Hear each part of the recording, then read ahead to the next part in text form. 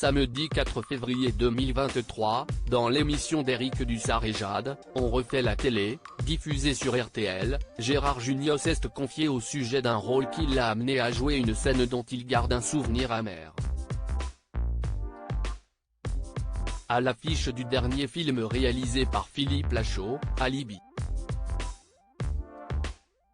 Comme d'eux, Gérard Jugnot a décidé de se livrer avec franchise à travers sa tournée promotionnelle. L'acteur de renom a notamment profité de sa présence dans l'émission On refait la télé, sur RTL, pour évoquer le rapport à l'argent qu'ont certaines célébrités. Il y en a, et c'est assez étonnant d'ailleurs.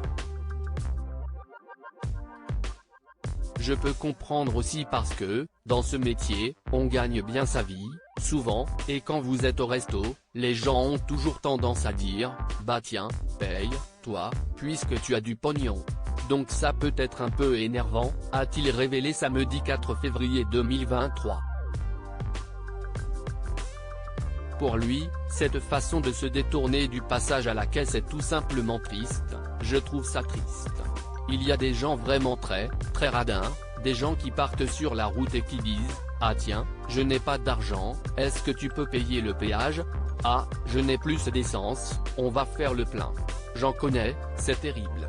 De même, Gérard Jugnot a évoqué sa petite retraite, estimant avoir beaucoup donné pour finalement ne pas bénéficier d'une retraite confortable.